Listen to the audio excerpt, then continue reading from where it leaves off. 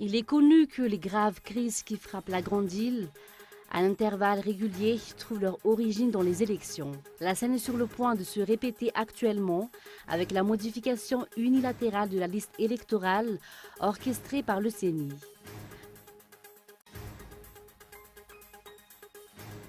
La langue française, l'outil fondamental pour tous, dans le monde tant pour l'interaction sociale que pour le travail au quotidien, Émilie Lair, formation de TV5 Monde, a partagé ses connaissances et ses méthodes en langue française aux animateurs et journalistes de Cool TV FM ce jour.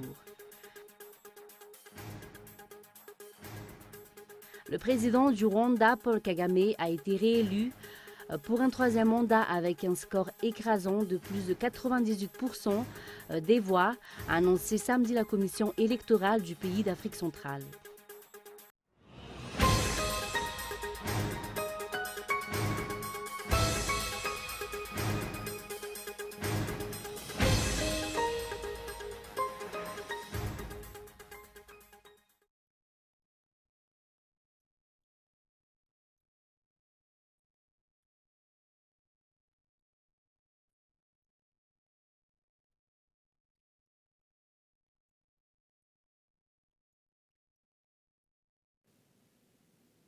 Bonsoir à tous et ravi de vous retrouver dans ce journal. La page politique pour commencer, il est connu que les graves crises qui frappent la Grande Île à intervalles réguliers trouvent leur origine dans les élections. Les problèmes commencent dès l'élaboration même de la liste électorale, conduisant à des conflits autour des résultats des élections et leur cascade de conséquences dramatiques sur la vie quotidienne des citoyens tout au long du mandat du président ainsi contesté. La scène est sur le point de se répéter actuellement avec la modification unilatérale de la liste électorale orchestrée par le CENI, sur les détails dans l'éditorial de Boaz Razanatsu. L'histoire s'est assez répétée pour que l'on se souvienne que ce sont les crises post-électorales à répétition dans le pays qui constituent un principal frein au développement de Madagascar. Lorsque les élections sont truquées, le dirigeant ainsi élu ne joue pas de la légitimité nécessaire, conduisant à un climat de défiance et de frustration, loin d'être propice au développement. C'est exactement le scénario de la précédente élection présidentielle, dont le résultat a été contesté par la majeure partie de l'électorat malgache, à cause des multiples fraudes qu'on avait du mal à dissimuler. Résultat qui a été pourtant accepté de bon gré, malgré, par les partenaires pour éviter une nouvelle impasse. Apparemment, lorsqu'on le veut bien, on réussit à accepter même l'inimaginable. On a pu s'empêcher de se poser des questions cependant lorsque la présidente de la CNIT, au moment de la présidentielle, s'est vue octroyer le poste de ministre des Affaires étrangères peu de temps après l'investiture du nouveau président de la République. Serait-ce sa part de gâteau pour service rendu? Vu les conséquences désastreuses d'une telle manœuvre a déjà engendré, on ne peut qu'être saisi d'appréhension vu la tournure des événements récemment. En effet, contre toute attente, la CENI procédait à la réouverture de son propre chef, la liste électorale, celle-là même que l'on a clôturée officiellement en fanfare le 15 avril dernier. Et ce, tout en sachant que la loi électorale limite la modification de la liste électorale à une fois seulement entre le 1er décembre et la fin du mois de janvier. S'agit-il d'un défi ou d'un test lancé par la CENI à l'endroit de ses partenaires politiques, financiers et techniques? D'autant que l'opération allait être menée en catémini, si ce n'est la chaîne Cool TV FM qui a dévoilé le poteau rose. Un autre fait remarquable dans cette procédure illégale est l'empreinte bien marquée des fonctionnaires du ministère de l'Intérieur. Comment des agents de ce ministère se retrouvent-ils impliqués dans la modification de cette liste électorale? Ce ministère, à qui on prêterait un talent particulier ou un particulier talent, c'est selon pour les fraudes électorales. Suspicions d'ailleurs qui ont conduit à la mise en place de la CENI pour s'occuper désormais des opérations électorales. Force est de constater que la CENI joue un jeu dangereux en compromettant ainsi de façon délibérée son indépendance et celle de ses agents. Comment conserver la confiance de toutes les parties et garantir l'impartialité de ses actions si la CENI s'obstine à ne pas faire preuve de transparence tout en sachant que l'enjeu est de taille? Toujours dans ce contexte, le pasteur mayol André-Christian Dieudonné sera candidat à la prochaine élection présidentielle. C'est ce qu'il a déclaré ce jour à l'occasion de la clôture de la célébration de la 20e anniversaire de son église Apocalypsie. Les détails dans ce reportage de Gaëtan Andjiaslav. Surprise ce jour au Coliseum Ntsunzumbe, le pasteur mayol André-Christian Dieudonné, ou tout simplement pasteur mayol, a annoncé sa candidature de façon officielle pour la prochaine élection présidentielle. Je serai candidat à la prochaine élection présidentielle, a-t-il lancé, à l'endroit des fidèles de son église et des membres du parti politique Gédéon dont il est président d'honneur. Questionné par les journalistes sur les raisons qui l'a poussé à se porter candidat, le pasteur mayol a répondu qu'il ne fait que suivre la prophétie qui va se réaliser. Comme à son accoutumée, il fait toujours montre d'assurance dans ses annonces.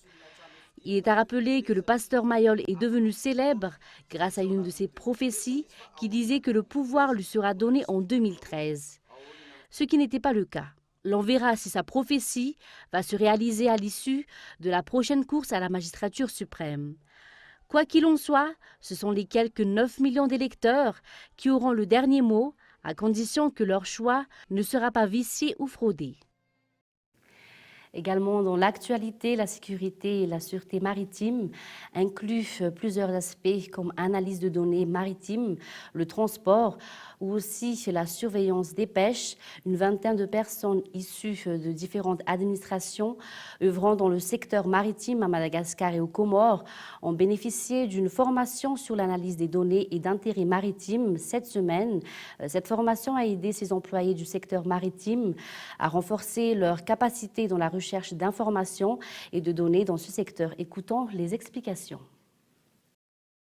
Formation qui a duré 2 semaines, durant laquelle les participants ont regardé de près ce que c'est que le transport maritime, ce que c'est que la sécurité et la sûreté maritime, ce que c'est que la surveillance des pêches, ce que c'est que les outils nécessaires à la recherche et à la collecte d'informations pour obtenir des informations maritimes, et que à la fin de cette session, ils ont effectué un examen pour passer à la session suivante qui comprendra essentiellement 2 niveaux également, un niveau 2 qui s'appelle MDP 8 et un niveau 3 qui s'appelle MDP 9. À la fin du cycle de formation d'analystes, ils auront donc la capacité de base pour devenir analystes maritimes et pour devenir également des experts dans ce sens. Passons maintenant à un tout autre sujet. L'utilisation de semences de qualité est une garantie pour un meilleur rendement, surtout dans la production du riz dans le pays. Le riz étant l'aliment de base à Madagascar, la plupart des agriculteurs ont actuellement recours à l'utilisation des semences de qualité. Muramant. L'utilisation des semences de qualité est importante en matière d'agriculture à Madagascar. La technique d'utilisation de semences de qualité améliore la capacité de production, surtout lorsqu'il s'agit de production de riz. Les semences de qualité présentent beaucoup d'avantages, tant pour les agriculteurs que pour le rendement. À titre d'exemple, pour une rizière de 1 hectare, si l'on utilise des semences de qualité, le rendement est de 5 à 8 tonnes. L'enjeu de cette technique d'agriculture est le rendement pendant les périodes de récolte.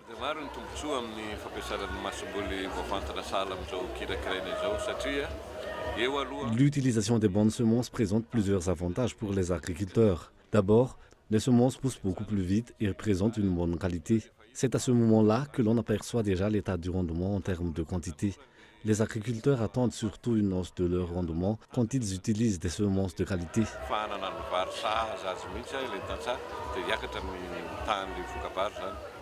Aussi, la majeure partie des agriculteurs ont déjà recours à cette méthode.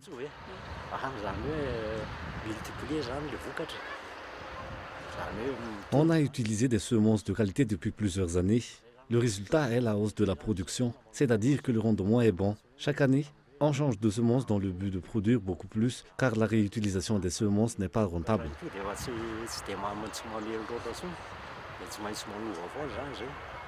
Concernant le calendrier cultural, les rizières sont actuellement occupées par les pépinières pour une durée de 1 mois environ. Ensuite, interviendra la période de repiquage. Mais à part l'utilisation des semences de qualité, encore faut-il une bonne pluviométrie et de bons engrais pour un bon rendement. Nous l'avons annoncé dans les titres, la langue française, l'outil fondamental pour tous dans le monde, tant pour l'interaction sociale que pour le travail au quotidien. Émilie Lair, formatrice de TV5 Monde, a partagé ses connaissances et ses méthodes en langue française aux animateurs et aux journalistes de Cool TV FM ce jour. Reportage. Plus de 200 millions de personnes parlent français sur les 5 continents et qui fait de la langue française l'une des langues les plus parlées dans le monde entier. Les médias représentent également un instrument de communication ou d'interaction sociale, comme l'est la langue française. Une raison qui a conduit Émilie Lair dans les locaux de Cool TV FM ce jour pour une formation des animateurs et journalistes de la chaîne à apprendre agréablement la langue française grâce au site de TV5 Monde. En fait, la formation avec TV5 Monde, cela m'a permis de connaître sur TV5 Monde un peu plus. Et effectivement, TV5 Monde, c'est une chaîne qui donne envie d'apprendre la langue française, le français donc, via ses nombreuses vidéos et exercices disponibles sur le site officiel TV5 Monde. Et aujourd'hui, je trouvais que le public était particulièrement intéressant puisque on apprend le français avec TV5 Monde, avec les médias. Les médias, c'est notre ressource de base. C'est notre, je dirais, ce sont les documents supports, les documents déclencheurs. Et donc, je crois que l'objectif a été atteint parce que, d'une part, les journalistes et les animateurs, animatrices ont découvert donc le site Apprendre le français avec TV5 Monde et d'autre part ils ont découvert aussi des pistes à savoir comment utiliser toutes les émissions TV5 Monde pour progresser en français, pour améliorer ses compétences. Et donc pour ne plus regarder seulement les émissions, le journal télévisé, le reportage, juste regarder pour regarder, mais regarder pour apprendre, regarder pour progresser, regarder pour analyser. Plusieurs connaissances et méthodes ont été transmises par la formatrice de TV5 Monde. Les animateurs et journalistes de Cool TV FM ont pu apprécier les techniques d'utiliser les médias comme source d'apprentissage, surtout de la langue française. À titre de rappel, cette formation renforce une fois de plus la collaboration entre TV5 Monde et Cool TV FM après le passage du directeur général de TV5 Monde et de son équipe l'année dernière. Passons maintenant à l'actualité internationale. La nouvelle assemblée constituante vénézuélienne, dotée de pouvoirs illimités et pour une durée indéfinie, se met au travail au lendemain de son inauguration, critiquée de toutes parts, accentuant les divisions dans ce pays au bord du gouffre. France 24. Sont entrés au Parlement en force, portrait de Hugo Chavez et fleurs rouges à la main. Les membres de l'Assemblée constituante ont rejoint une salle située à quelques mètres seulement de l'hémicycle où siège l'Assemblée nationale dominée par l'opposition. L'ancienne chef de la diplomatie a été élue présidente de cette nouvelle institution. Je prête serment, je jure de défendre le pays contre toute agression ou menace. Je jure de défendre la paix au nom de cette institution souveraine qui a les pleins pouvoirs. Les pleins pouvoirs pour réviser et réécrire la Constitution. Ces 545 membres ont été élus le 30 juillet dernier. Ils sont pour la plupart issus de la société civile et appartiennent au camp présidentiel. L'épouse de Nicolás Maduro, ici en rose lors de la photo de famille, et son fils en sont même membres. Le président a lui profité d'une cérémonie militaire pour prononcer un discours et s'en prendre violemment au mouvement de contestation. Nous faisons face à une insurrection armée en restant stoïques et en respectant pleinement les droits de l'homme et la Constitution. L'opposition a boycotté le scrutin dimanche dernier et a appelé à des manifestations vendredi, bravant ainsi l'interdiction décrétée par les autorités. Nous avons le soutien de la communauté internationale, comme nous ne l'avons jamais eu auparavant. Mais il est temps que cette pression internationale soit accompagnée et soutenue par la pression de la rue. Sans la rue, il n'y aura pas d'issue à la crise. Des opposants réunis par centaines ont tenté de manifester jusqu'au centre de Caracas vendredi. Mais ils ont été dispersés à coups de gaz lacrymogène.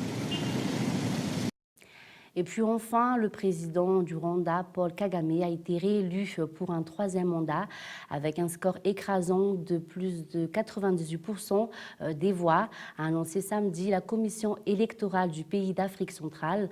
On écoute quelques réactions recueillies par France 24. Nous sommes vraiment heureux de la victoire de Kagame. Et nous prions Dieu de le laisser gérer le pays jusqu'à ce que les Rwandais n'aient plus besoin de lui. Mais nous aurons toujours besoin de lui. Je pense que nous avons bien voté. Nous avons eu confiance et nous renouvelons notre confiance à notre candidat. Avant de nous quitter, un bref rappel des titres. Il est connu que les graves crises qui frappent la Grande Île à intervalles réguliers trouvent leur origine dans les élections. La scène est sur le point de se répéter actuellement avec la modification unilatérale de la liste électorale orchestrée par le CENI. Et puis, la langue française, l'outil fondamental pour tous dans le monde, tant pour l'interaction sociale que pour le travail au quotidien. Émilie Lair, formatrice de TV5 Monde, a partagé ses connaissances et ses méthodes en langue française aux animateurs et journalistes de Cool TV FM ce jour. Et puis, enfin, le président du Rwanda, Paul Kagame, a été réélu pour un 3e mandat avec un score écrasant de plus de 98% des voix, a annoncé samedi la commission électorale du pays d'Afrique centrale. Et c'est la fin de ce journal. Merci de votre fidélité. Bonne soirée à tous sur Cool TV et au revoir.